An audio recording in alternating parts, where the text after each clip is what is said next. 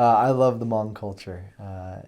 It's very fun, very family oriented, very friendly, generally, and so they have what they call Hmong New Year. And at least in California, my experience was their Hmong New Year's would start in, I believe it was September or October, and almost on a weekly or bi-weekly basis, they'd have these celebrations starting in Northern California and moving all the way down, all the way to about the same time as our regular New Year.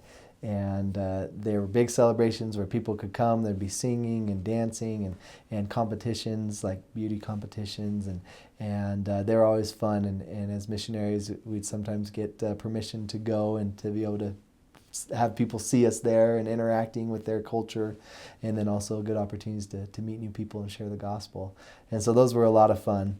As far as the Hmong religion goes, it's the more I learned about it, the more it fascinated me. For instance, one thing that we would do as missionaries is we would go around and we'd look specifically to find Hmong people. And there were specific signs that we could see on houses or on doors that would kind of indicate to us, okay, maybe a Hmong family lives there. One is shoes outside, which seems to be common with a lot of Asian cultures, but Hmong people do that, a lot of shoes on the outside doorstep.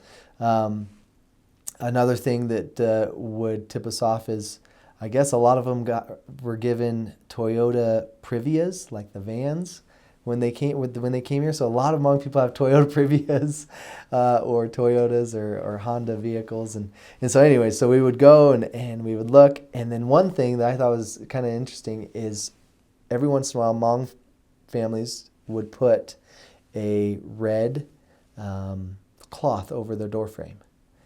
And when we'd see that, we would know, okay, that's a Hmong family. And we'd go and we'd knock on the door and we'd talk to them and be like, so what's with the red cloth over your door frame? And they would explain to us this, it's something part of their religion. It's a part of their religion. We'd say, so what's the purpose? And they'd say it's to keep the bad spirits out.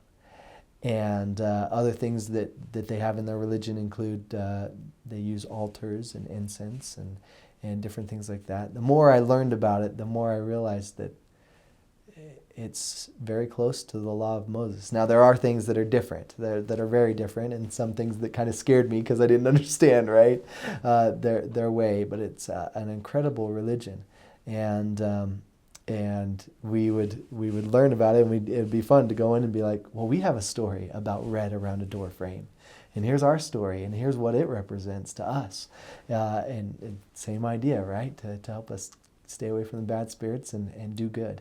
And so that was always fun and very interesting to be able to learn about their religion in that way. A lot of Hmong people had big families. That was kind of interesting that not all, but a lot of Hmong people had big families, and so that was always fun to go and see all the kids running around and how they were really close. A lot of times they lived close to a lot of relatives, and so very, again, like I mentioned, family oriented. We would always, to be respectful, we would always try to talk to the fathers of the home because the fathers made a lot of the decisions in the culture. And so when we'd knock on a door, we would ask, is the father here?